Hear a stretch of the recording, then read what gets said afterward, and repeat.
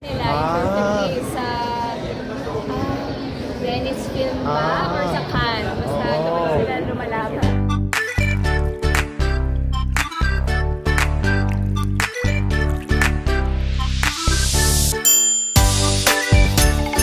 Kumusta yung pagtatrabaho ninyo? It's a great experience po. Although we met a few days before the shooting lang, she made it so easy to connect with her. And hindi hirap i-imagine na magkapatid kami.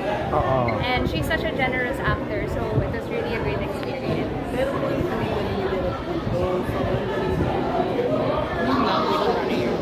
That's really yung guidance po ni Direk Dan tsaka ni Direk Jaime. Anything that they put their minds to, they really are able to create a great film, tell a great story. So I have to give the credit to them kasi sila talaga yung nag-guide sa akin. Kumusta yung experience mo last year with Gicling compared na na-nominate ka sa Gawagorian compared to this year na eto ka na naman, ay panlaban ka na naman sa Cinemalaya? Eto na naman po, kasama ko naman yung mga hapo.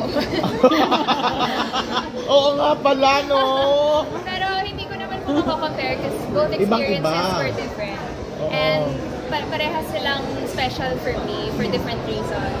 So, but it's always nice to come home to Cinemalaya kasi it feels like a reunion with friends with the press and of course in the industry as well. Pero this one is entirely shot in Japan, unlike yung Gicling na ito lang sa Pilipinas.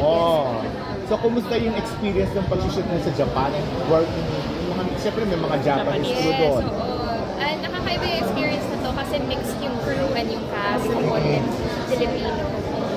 So nakakatuwa kasi kahit na hindi kami nagkakitindihan all the time, nakabuild kami ng community and nakapag-connect pa rin kami kasi we really love the material and we wanted to give our best. So yun, nakabuild kami ng family. Anong pinaka-challenging na scene para sa yung buong nature po kasi ng film, yung grief, no? So mahirap talaga siya. Someone who has dealt with it in her personal life, mahirap lang because I had to revisit my own, feelings na baka hindi pa nag-heal.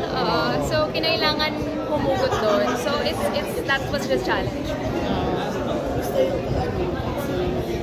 Si Arisa, magaling po siya. I'm so excited for you to see her. Sobrang husay niya and yun nga po sinasabi ko, sobrang generous niya as an actor. So hindi mahirap to share a scene with her. Parang pang International Film Fest daw ito, sabi ni Brian. Wow. Well, pwede ila. Sana naman. I mean, we're happy to bring the film to wherever it's meant to go. So if it's to Japan or worldwide, why not? We'd be happy to share it with a bigger audience. In terms of story, saan ka nakaka-relate?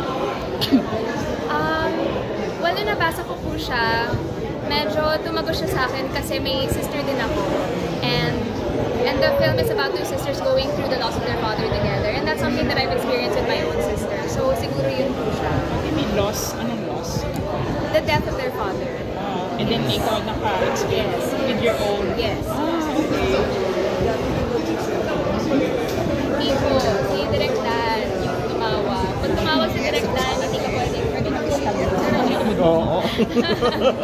So paano naging yung effect ng film sa'yo? Parang tackling grief din. Yes. Anong naging personal? I think tumulong naman siya in giving me a perspective of what Ella must have been feeling. And I guess it also helped give it depth.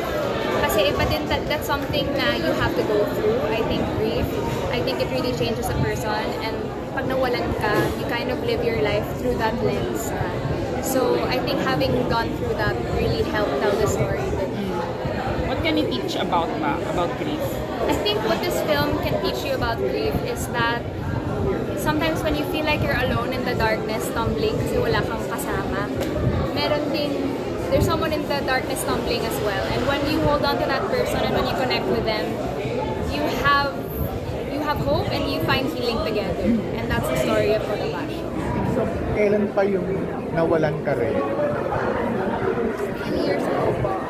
So, pero nandun pa rin siya, talagang hindi nawawala. Oo naman po. Stages kasi of grief daw eh. Hindi naman linear yung healing. So even on days na feeling mo okay ka na, all of a sudden hindi pala. And I feel like this film also helped me process my own feelings about loss. So On a lighter side, may mga masaya ka ba namang anecdotes sa Japan nung nag-shoot kayo? Oo naman. Kasi yung dito sa Takata po, medyo provincial talaga siya. Hindi pong isang 7-Eleven lang sa area na yun. So kami, parang pumagbag after a long shooting day. Nag-field trip kami after ng shoot, tapos lahat kami pupunta ng 7-Eleven. Kasi bilhin ako pang snacks doon. Kasi pagod na kami. Swollen na yung mga mata namin, kakaiyak. Pero like, alam mo yun, good reward lang din after a long trip. Ay, syempre yung onigiri, diba? Unbeatable yun. Yung famichiki, lahat yun na-try na namin. So, masaya siya. Para talaga siyang field trip. Showcase in Japan. Yes po. So, Beautifully by Direk Dan Villegas as cinematographer. Pero anong relationship ko sa Japan? Favorite?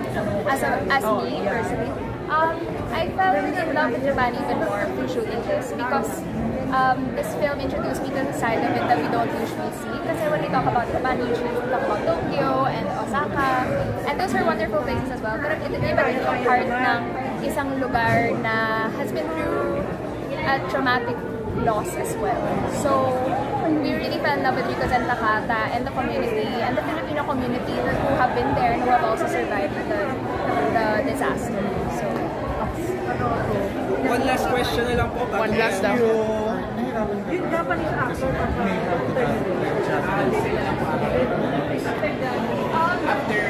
Stone, kasi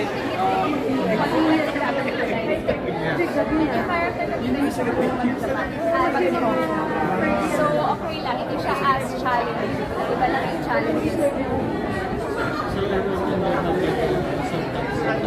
Yes.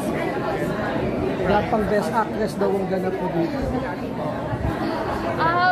Hindi ko pa po siya iniisip. Hindi ko iniisip yun. Ngayon, masaya lang ako na masashare na namin siya with an audience. But what if you did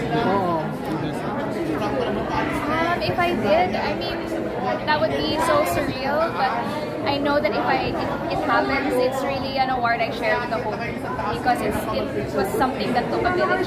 Do you intend to watch all the entries? I really want to po, especially mga shorts. Gusto ko din siya mapanood, kaya na schedule. okay po, later na lang po ulit after po. Kaya pa-picture lang ni Sir Brian and ano, yung cast. Pati yung mga Japanese ano,